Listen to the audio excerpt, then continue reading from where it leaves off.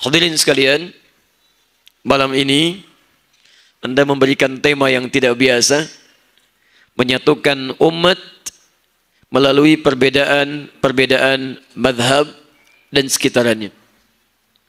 Kita coba turunkan dulu ya. Apa itu umat? Apa itu madhab? Bagaimana ada umat? Bagaimana ada madhab? Lalu di akhir, bagaimana nanti kita membuat persatuan di antara itu semua. Karena tidak semua nanti bisa disatukan.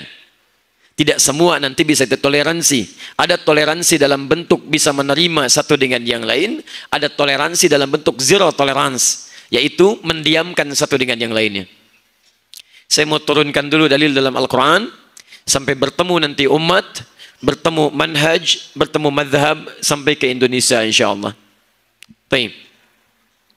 Saya mau cerita sebentar, nanti saya turunkan ayat-ayatnya. Saat Nabi Adam diperintahkan oleh Allah untuk menjalani kehidupan baru di bumi, maka diperintahkanlah beliau untuk turun ke bumi beserta istrinya. Quran surah kedua Al-Baqarah ayat 38. Isi paling kanan sebelah atas di mushaf. Qulna biqu minha jami'a. Adam, mulai saat ini kami perintahkan engkau dan istrimu kalian turun semua ke bumi. Jalani kehidupan baru. Fa imma ya'tiyannakum minni huda. Faman tabi'a hudaya fala khawfun 'alaihim wala hum yahzanun. Maka nanti saat engkau jalani kehidupan di bumi, akan kami kirimkan petunjuk-petunjuk hidup yang bila diikuti, maka dengan petunjuk itu hidup akan tenang dan hidup akan senang. Fala khauf, tidak akan pernah gelisah. Tidak gelisah artinya tenang. Alaihim walahum yahzanun, dan tidak akan mengalami kesedihan. Tidak sedih artinya senang.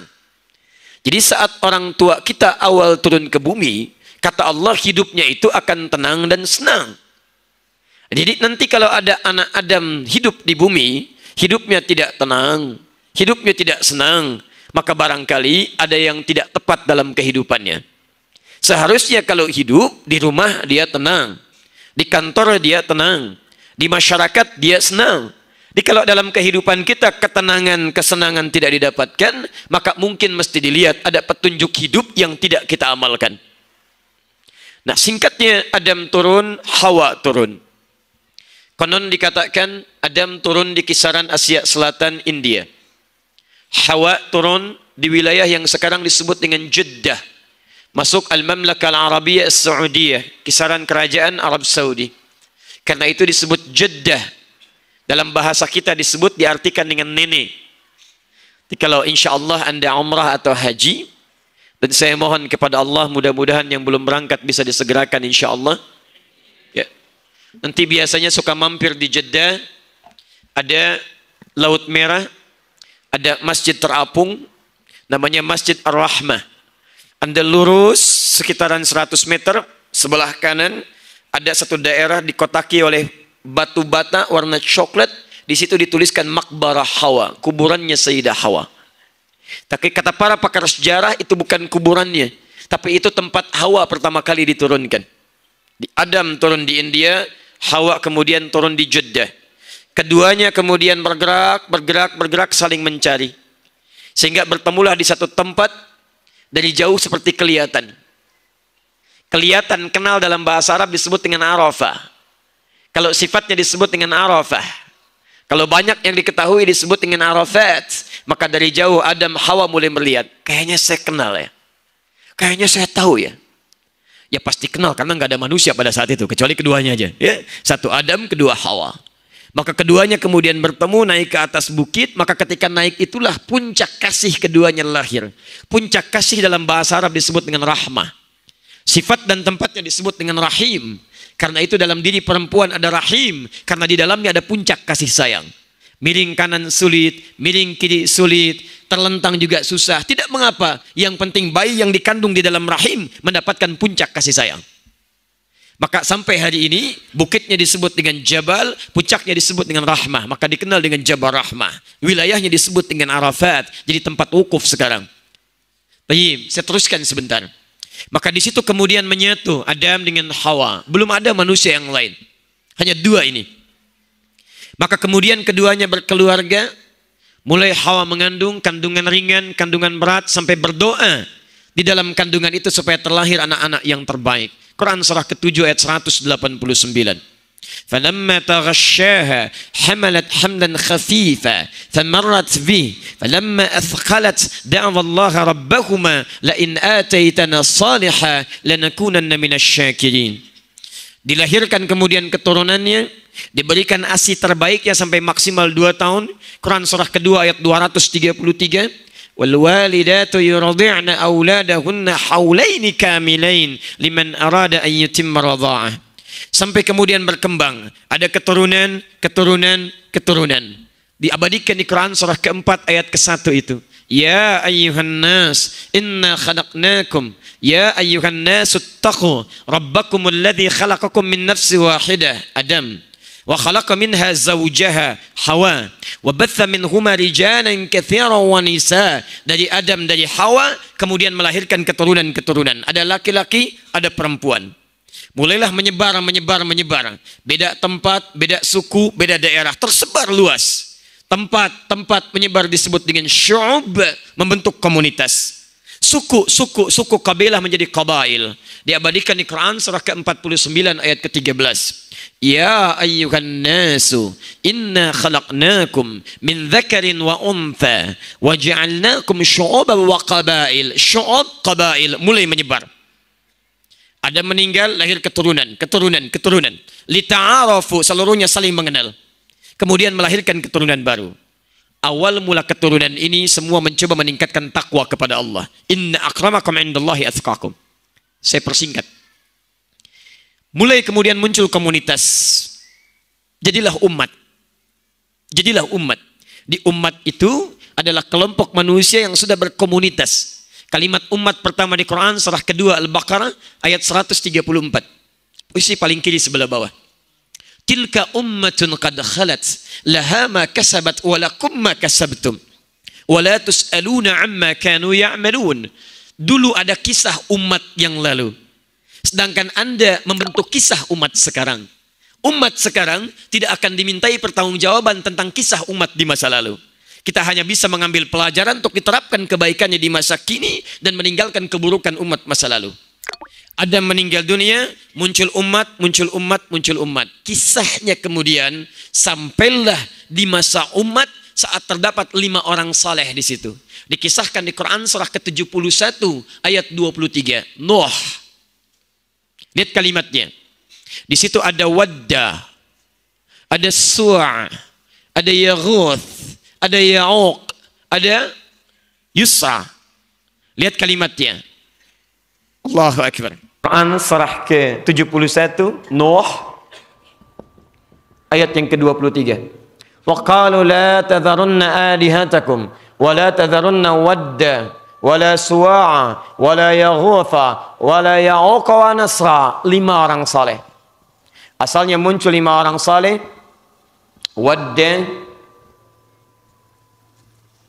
Suwa', kemudian ada Yaghuth, kemudian ada Ya'uq, kemudian ada Nasr. 5 orang ini solehnya luar biasa, hadir di lingkungan masyarakat yang sudah membentuk umat dengan izin Allah sesuai dengan ajalnya. Quran surah ke-7 ayat 34. Walikulli ummatin ajal. Setiap umat punya batas waktu untuk hidup. Fa idza jaa ajaluhum la yastakhiruna sa'ata wa la yastaqdimun. Kalau sudah tiba ajalnya, masa akhir hidupnya, maka Allah akan menghentikan kehidupannya. Tidak juga bisa dipercepat, tidak juga akan diperlambat. Datang ajal seketika wafat. Paham? Baik. Maka meninggallah kemudian 5 orang ini sesuai dengan ajalnya. Yang jadi persoalan, saat orang ini meninggal kelima-limanya kemudian dengan masa-masa yang berbeda, maka masyarakat di umat itu mulai muncul kerinduan. Saat lewat depan kuburnya, rasanya ada rasa kangen. Ingin diperhatikan. Maka singkatnya membuatlah kemudian patung dari 5 orang ini. Inilah asal pertama dibuatnya patung di muka bumi. dari bisikan setan dan iblis yang sudah mulai menyebar. Maka muncullah kemudian patung Wadda, patung Suwa, patung Yaghoth, patung Ya'uq, patung Nasr. Mulanya hanya sekedar menjadi memori saja, in memorial. Patung kenang-kenangan. Tapi lama-kelamaan, begitu lewat, kayaknya serasa diperhatikan. Begitu nampak setan masuk kepada bagian dari patung itu, rasanya seperti ada yang mengamati. Kasihan patung, malam kedinginan, siang kepanasan, kadang kehujanan. Maka mulailah kemudian ada yang menghidangkan makanan. Maka masuklah kemudian ke situ madarat-madarat yang muncul yang tidak hadir sebelumnya. Maka saking sayangnya Allah kepada generasi-generasi manusia, diutuslah kemudian Rasul, Nabi yang meluruskan kembali kemungkaran-kemungkaran atau penyimpangan yang terjadi di masa itu. Maka Rasul pertama yang diutus namanya Nabi Nuh alaihissalam. Nuh ke Adam itu jaraknya ada 5-6 generasi. Nuh alaihissalam bin Mikhlail bin Matushada bin Qinan bin Anwas bin Thith bin Adam alaihissalam. Setiap satu generasi kisaran 1-2 ribu tahun. Dari Nabi Adam sampai Nabi Nuh alaihissalam. Adam belum ada umat. Kemudian nyambung generasi, baru muncul umat. Umat asalnya baik, tapi ketika kemudian sampai di masa ini 5-6 generasi, kalau kemudian kita hadirkan dari masa Nabi Adam, maka mulai muncul kemudian penyimpangan-penyimpangan. Saking sayangnya Allah, jangan ada manusia yang penyimpang. Kembali kepada Allah dalam kebaikan. Hadirin tolong catat kalimat ini ya. Allah memiliki sifat kasih, Rahman, dan sifat adil, al-adil. Yang dengan sifat Rahman dan kasihnya ini, Allah tidak akan biarkan seorang hamba sepanjang masih memiliki nyawa belum sampai ke kerongkongan, kecuali seburuk apapun dia akan diberikan oleh Allah hidayah supaya dia mau berubah sebelum kembali kepada Allah. Ingat ya, sepanjang nyawa belum sampai ke kerongkongan, Allah akan berkenan memberikan pada siapapun hidayah supaya dia kembali kepada Allah dalam kebaikan. Hei, kamu yang datang dalam keadaan suci, kenapa kembali penuh dengan dosa? Maka seburuk apapun, tidak ada manusia yang tidak dapat hidayah. Hukumnya mengatakan, sepanjang dia hidup, dia akan mendapatkan hidayah. Cuman sayang, ada orang yang diberikan hidayah, tapi dia tidak mau mengambilnya. Jadi bukan Allah nggak berikan, Allah berikan, dia nggak mau ngambil. Rumusnya di Quran surah ke-29, ayat ke-69. Walladzina jahadu fina lanahdiyannahum subulana. Orang yang serius mau mengambil hidayah kami akan tunjukkan jalan-jalan untuk berubah mendekat kepada kami. Anda datang hidayah lewat mata. Demi Allah saya katakan, Anda lewat di satu tempat di masjid, melihat orang sholat. Bisa saja Allah jadikan mata Anda melihat orang bermain-main, melihat orang untuk tamasya. Tapi kenapa kok saat itu mata Anda bisa melihat orang sholat? Lewat mata itulah Allah tunjukkan kepada Anda hidayah untuk mendekat kepada Allah Subhanahu wa taala. Orang lain dengar informasi tentang konser, kok Anda bisa-bisa dengar informasi tentang taklim? Itu hidayah datang lewat telinga. Demi Allah saya katakan, saya tidak kenal Anda pada umumnya. Saya tidak mengenal Anda, siapa yang datang, siapa yang hadir. Pertanyaan saya, siapa yang menggerakkan langkah kaki Anda untuk datang ke rumah Allah ini? Bisa saja langkah Anda tergerak ke tempat yang lainnya, hadir di tempat yang lainnya. Tapi tiba-tiba langkah Anda bisa ringan ke tempat ini. Kalau bukan Allah yang memberikan hidayah pada kaki Anda, mustahil Anda bisa ringan datang ke sini. Siapa yang mau berebut macet, berebut untuk salat, berebut untuk mengatur tempat? Kalau bukan Allah yang taklukkan hati Anda, mustahil bisa demikian. Hidayah merasap pada setiap jiwa kehidupan, namun manusia kadang ada yang tidak ingin mengambilnya. Contoh, Firaun. Antum kenal Firaun? Alhamdulillah. Di Lampung kemarin ada yang kenal Firaun.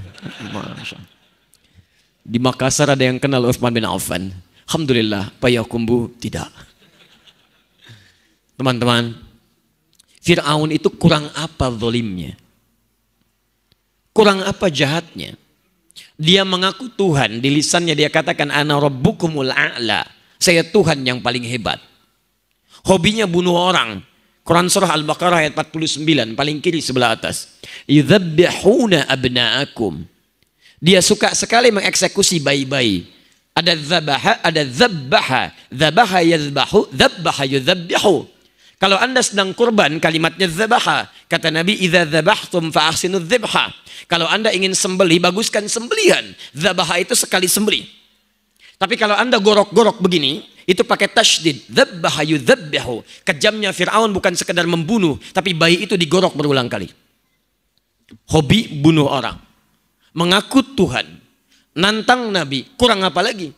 Tapi karena hukum Allah itu punya sifat keadilan dan kasih sayang luas di dalamnya, maka Firaun pun tidak keluar dari hukum itu. Quran surah ke-20 Thaha ayat 43 sampai 44. Perhatikan kalimatnya. Idhaba ila fir'auna innahu tagha. Musa dan Harun pergilah kepada Firaun. Ingatkan dia sudah mulai menyimpang. Anda bisa bayangkan, satu manusia ini pengaku Tuhan, hobi bunuh orang, menantang Nabi, saking sayangnya Allah dengan sifat adilnya, masih diberikan petunjuk langsung dengan dua Nabi sekaligus. Kita, maaf, ada yang mengaku Tuhan di sini. Jangankan Tuhan, Nabi saja tidak. Nggak pernah bunuh orang, tidak menantang Nabi. Sampai hari ini, Nabinya cuma satu, nggak pernah lihat lagi. Anda bisa bayangkan, sifat Allah menjadikan ditampakkan pada kita. Ini bukti keadilan Allah. Dikirimkan dua Nabi, Musa dan Harun. Belum cukup sampai situ. Ayat 44-nya. Faqula lahu qawlan layyina, la'allahu yatadzakkaru aw yakhsha. Datang pada Firaun, katakan dengan lembut. Mungkin dengan kelembutan itu dia mulai sadar dan takut pada Allah Subhanahu wa taala. Manhaj dakwah, lembut. Bukan kasar. Musa Nabi, Harun Nabi, berdakwah kepada Firaun yang zalimnya luar biasa. Masih dikatakan oleh Allah, katakan dengan lembut. Anda Nabi bukan, Rasul bukan, tidak sesoleh Harun, tidak sebaik Musa. Berdakwah kepada orang yang tidak sejahat Firaun. Kenapa kasar? Islam punya katakan dengan lembut. Biarkan yang lain katakan dengan cinta, katakan putus, kita katakan dengan lembut. Ada nilai kebaikan di situ. Saya mau katakan pada Anda, kembalikan kepada ajaran kita. Jadi kembali, sepanjang Allah berikan hidayah, maka di situ ada peluang untuk berubah. Maka setiap umat punya potensi dikirimkan Rasul untuk dia berubah. Rasul pertama, Nabi Nuh alaihissalam. Saya percepat. Nuh meninggal dunia dalam keadaan umat belum baik sepenuhnya. Bahkan terjadi banjir bah. Yang datang naik ke kapal kemudian terbagi lagi, terpecah lagi. Maaf, saya teruskan. Menyebar. Sampai ke masa Nabi Ibrahim alaihissalam. Menyebar lagi. Sampai ke masa Nabi Muhammad sallallahu alaihi wasallam. Diberikan wahyu dari Nabi Nuh ke masa Nabi Muhammad sallallahu alaihi wasallam. Quran surah yang keempat ayat 163. Paling kiri sebelah atas. Inna awhayna ilaika kama awhayna ila Nuhin wan nabiyyina min ba'di. Muhammad, kami wahyukan kepadamu seperti kami pernah berikan wahyu kepada Nuh untuk menjadi penerang bagi umatmu. Dan nabi-nabi setelah Nuh. Jadi maaf, diberikan wahyu itu tandanya Rasul untuk umat. Kalau Adam karena belum ada umat, beliau hanya nabi saja.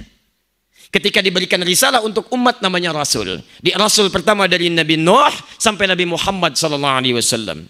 Kalau Anda urutkan Muhammad bin Abdullah, bin Abdul Muttalib, bin Hashim, bin Abdul Manaf, bin Qusay, bin Murrah, bin Kilab, bin Ka'ab, bin Ghalib, bin Fihr, bin Malik, bin Nadar, bin Kinanah, bin Khuzaimah, bin Mudrikah, bin Ilyas alaihi salam, bin Nizar, bin Mudar, bin Ma'ad, bin Adnan, bin Addi, bin Adri, bin Muqawwam, bin Nahur, bin Tarikh, bin Ya'rub, bin Yasjub, bin Nabit, bin Ismail alaihi salam, bin Ibrahim alaihi salam, bin Adhar, atau bin Nahur, bin Abir, bin Kinan, bin Arfakhshad, bin Sam, bin Nuh alaihi salam, bin Mihlail, bin Matusyadah, bin Kinan, bin Anwas, bin Thith, bin Adam alaihi salam.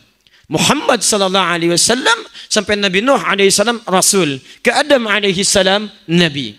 Nanti di garis Nabi Ibrahim dipecah lagi. Ibrahim dari istrinya Hajar melahirkan Ismail sampai ke Nabi Muhammad alaihi salam jami'an.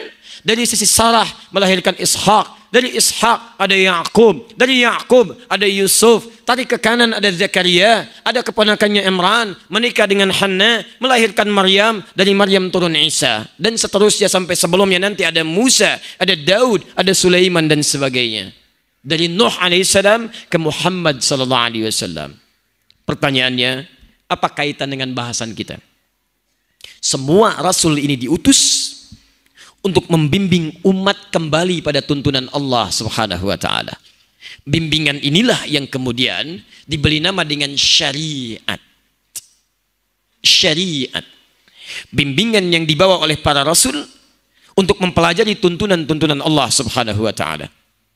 Syariat ini isinya petunjuk. Petunjuknya disebut dengan hudan namanya. Perhatikan, sejak zaman Nabi Adam turun ada hudan. Sampai zaman Nabi Muhammad ada syariat isinya hudan.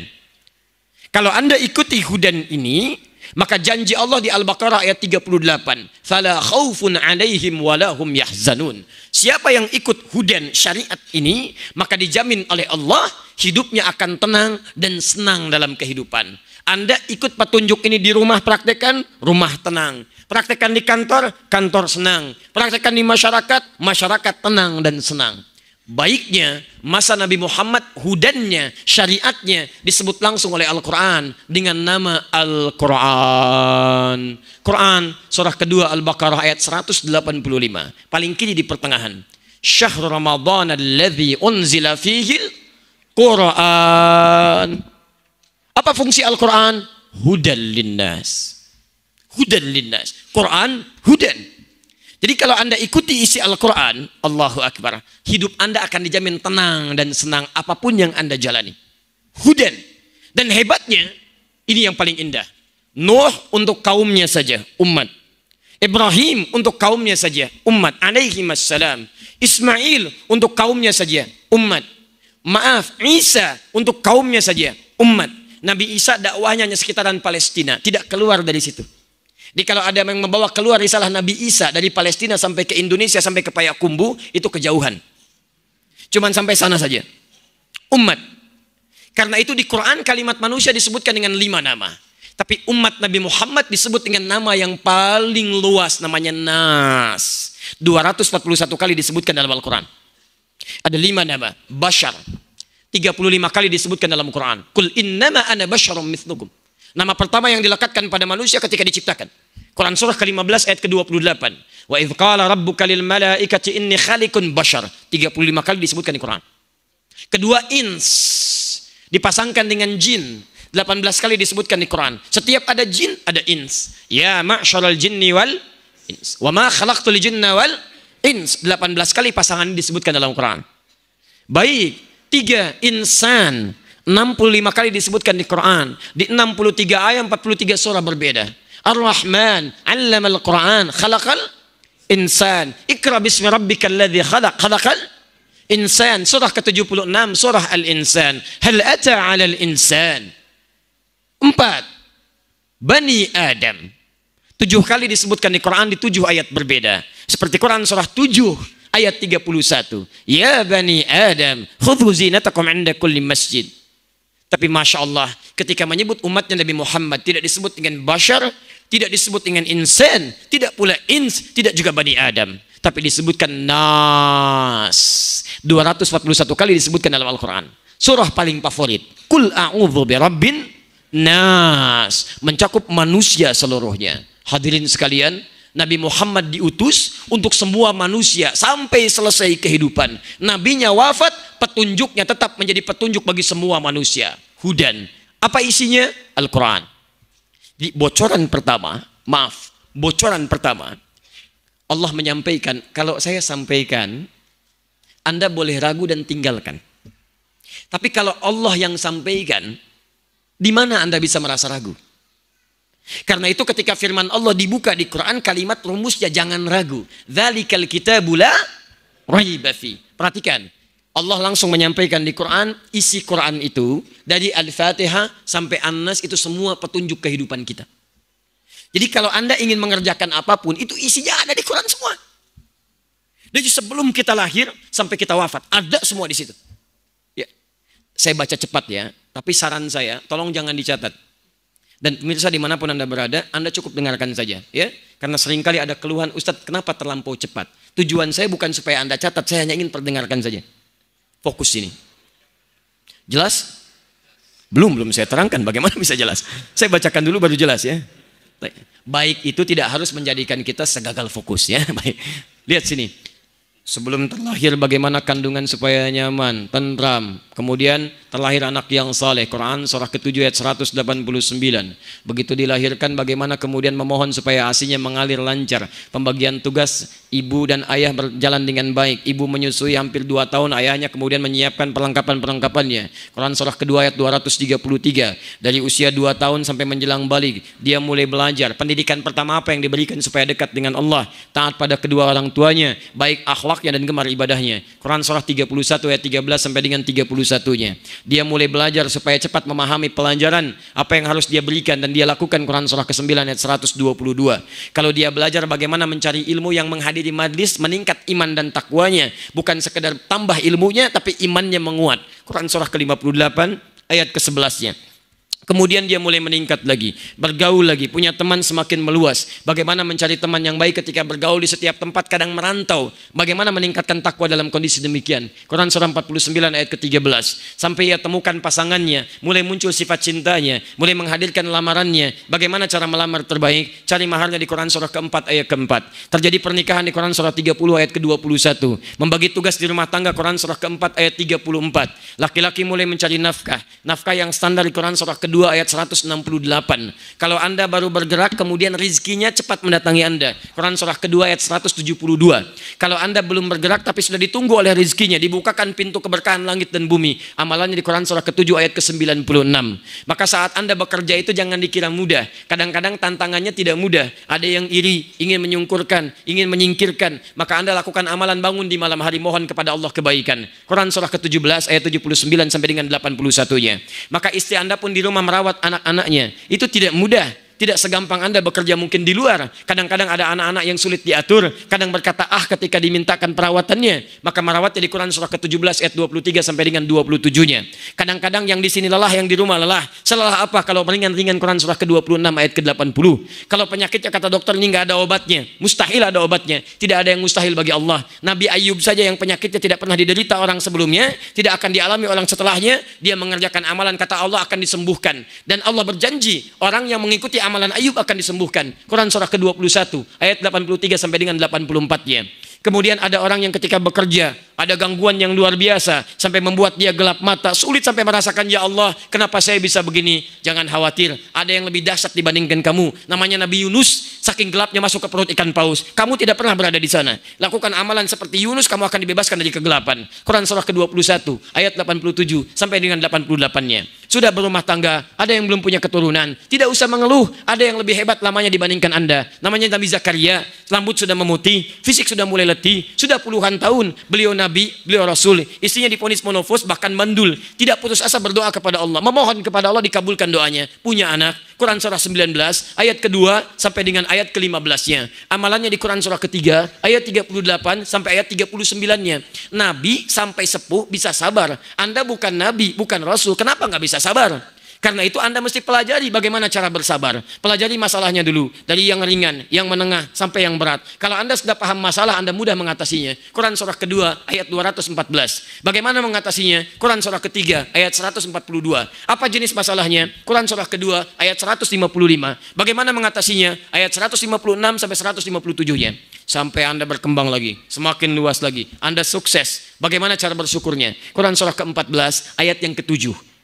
Kemudian Anda tumbuh lagi, mulai usia 40 tahun, mulai berkembang, orang tua masih ada. Bagaimana cara berbaktinya? Quran surah 46, ayat ke-15. Sampai Anda semakin berkembang, sampai di puncaknya Anda menyimpulkan, apakah saya akan hidup selamanya? Tidak. Walaupun usia Anda semakin tinggi, bahkan Anda sudah mulai tidak sadar, sudah masuk kepada fase mulai melupakan sebagian dari kehidupan Anda seperti anak kecil keadaannya. Quran surah ke-22 ayat yang ke-5-nya. Kemudian Anda mulai masuk kepada fase di ujung-ujung kehidupan, mulai kedatangan maut. Quran surah ketiga ayat 185. Dibawa oleh malaikat maut. Quran surah ke-32 ayat yang ke-11. Datang dengan ajal. Quran surah ke-7 ayat 34. Bagaimana cara mengambilnya? Kalau ingin dipanggil dengan tenang, perbanyak amal soleh. Ada di Quran surah 89 ayat 27 sampai ayat 30. Ya ayyatuhan nafsul mutmainnah, irji'i ila rabbiki radiyatan mardiyah. Tapi kalau Anda ingin sedikit menegangkan sambil dipukulin malaikat, silahkan. Itu pilihan. Ada di Quran surah ke-8 ayat ke-50. Masuk ke alam kubur. saya beritahu dari sekarang, sebelum ke alam kubur, pelajari dulu kenikmatan alam kubur. Disiapkan dari sekarang. Anda paham malam pertama di alam dunia, Anda mesti tahu malam pertama di alam kubur. Ada yang nikmat, amalannya di Quran surah ketiga, ayat 169 sampai 171. Saking nikmatnya bahkan ingin mengabarkan pada yang belum meninggal, kalau bisa cepat meninggal aja. Di sini lebih enak daripada di situ. Masya Allah. Tapi kalau Anda ingin seperti Firaun, silahkan ditampakkan neraka dari pagi sampai petang. Quran surah ke-40, ayat 46 sampai dengan 47-nya. Sampai masuk suasana hari kiamat. Satu surah sekaligus, surah 75. Yang hebat, ada yang langsung melihat Allah tanpa hijab. Masuk surga dia, tanpa hisab. Quran surah ke-75, ayat 22 sampai 23 dalam melihatnya. Quran surah kedua ayat 25 dalam masuk surganya. Ada masuk neraka tanpa hisab. Quran surah ke-18 ayat 100 sampai dengan 101-nya. Hadirin, mulai masuk ke dalam surga. Yang surga tinggal pilih ada 4 tingkatan. Surga bersama para nabi, tetangganya nabi semua, orang soleh, para syuhada, orang jujur. Quran surah yang keempat, ayat ke-69. Yang kedua di taman surga, bisa melihat Allah, dilayani langsung, tidak ada pelayan surga, semua diberikan dengan keindahan. Quran surah ke-51, ayat 15 sampai dengan ayat 23. Ada yang surganya seluas langit dan bumi. Quran surah ketiga, ayat 133 sampai 134. Ada surga biasa yang bisa didapatkan. Quran surah kedua, ayat ke-25. Masing-masing dari surga yang paling rendah sampai paling tingginya surga Firdaus yang dicapainya. Quran misalnya surah ke-23, ayat pertama sampai dengan ayat ke-9-nya. Ada yang masuk neraka, neraka paling ringan. Quran surah keempat ayat 56. Begitu dicelupkan, hancur tubuhnya plus dengan kulitnya. Satu harinya 1000 tahun, 1 menitnya 48 detik. Kullama, lihat, nadijat juluduhum, setiap dimasukkan, dicelupkan, hancur semua tubuhnya. Baddalnahum juludan ghairaha. Diangkat lagi, hadir lagi kemudian kulit yang baru. Supaya merasakan liyadzuqul adzab. Puncak paling tinggi neraka jahanam untuk orang munafik dan orang-orang kafir. Informasinya dari Quran, orang munafik masuk duluan, orang kafir kemudian nyusul. Quran surah keempat ayat 140, paling kiri sebelah bawah. Ada semuanya. Apa yang tidak ada? Salat ada, zakat ada. Quran surah kedua ayat ke-43, ayat ke-45, ayat 153. Dikerjakan 5 waktu ayat ke-11. Quran surah 11 ayat 114. Ditegaskan di Quran surah ke-78, surah ke-17 ayat 78. Waktunya diatur di Quran surah ke-4 ayat 103. Dijaga waktunya di Quran surah kedua ayat 238. Ada semua. Bahkan tubuh kita dari ujung kepala sampai ujung kaki ada semua. Mata, bagaimana mengerjakan fungsi mata? Quran surah ke-24 ayat 30 untuk laki-laki, ayat 31 untuk perempuan. Mulut, apa yang harus dikerjakan oleh mulut? Jangan bicara yang kotor-kotor. Quran surah ke-49 ayat 11 sampai ayat 12. Sampai ke tangan ada, sampai ke ujung kaki. Quran surah ke-25 ayat ke-63.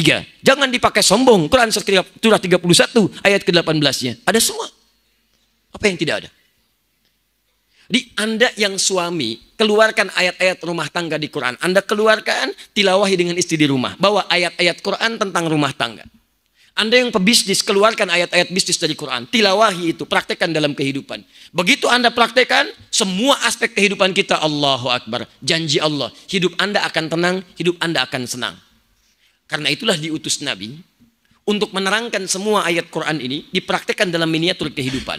Perhatikan, ketika Nabi diutus menerangkan isi Quran, tiba-tiba, manusia-manusia jahiliyah itu, yang hidup dalam tempat komunitas umat yang terbelakang, jauh dari Romawi, ketinggalan dari Persia, akhlaknya minim, minus luar biasa. Maaf, setiap hari ada onar, pembunuhan, zina, macam-macam ada, mabuk tak terlukiskan. Tiba-tiba diturunkan Quran, diajarkan oleh Nabi, manusia-manusia itu dari kasar tiba-tiba jadi lembut. Dari pencela jadi pecinta. Dari pemukul jadi perangkul. Dari yang paling pelit jadi paling perhatian. Sampai-sampai kata Quran surah 59 ayat 9 sampai 10, wa yu'thiruna ala anfusihim walau kana bihim khasasah. Tadinya pelit luar biasa, sekarang yang dimiliki pun kalau bisa dibagi dengan temannya. Luar biasa. Persia dikalahkan, Romawi ditaklukkan, muncul peradaban. Hebatnya, baru pada saat itu muncul istilah sampai dengan sekarang. Biasanya peradaban itu dilekatkan dengan nama daerahnya, nama umatnya. Mesir maju, peradaban Mesir kuno. Yunani maju, peradaban Yunani. Persia maju, peradaban Persia. Romawi maju, peradaban Romawi. Babilonia, peradaban Babilonia. Tapi Arab maju, sampai sekarang belum pernah ada istilah peradaban Arab. Peradaban Islam di Arab. Dibawa ke Spanyol, Spanyol maju, peradaban Islam di Andalusia, Spanyol. Dibawa ke Irak, ke Baghdad, peradaban Islam di Baghdad. Islam dengan Qurannya. Dengan Qurannya. Maka Nabi mengajarkan itu, ajarannya tadi disebut dengan syariat. Kalau kita ingin ikuti petunjuk Nabi, diikuti sampai ditemukan petunjuknya. Maka cara kita mengikuti garisnya, jalannya, itu disebut dengan manhaj. Kalau sudah jadi kebiasaan dalam kita mengikuti, itu disebut minhaj. Quran surah yang kelima, ayat ke-48. Likullin ja'alna minkum syira'atan wa minhaja. Setiap umat kami berikan syariat yang khusus, dan kami berikan minhaj untuk diikuti. Cara mengikutinya disebut dengan manhaj. Disinilah kita akan mulai menemukan manhaj diterapkan pada umat sampai ketemu kalimat mazhab, sampai di akhir baru kita tutup dengan persatuan umat.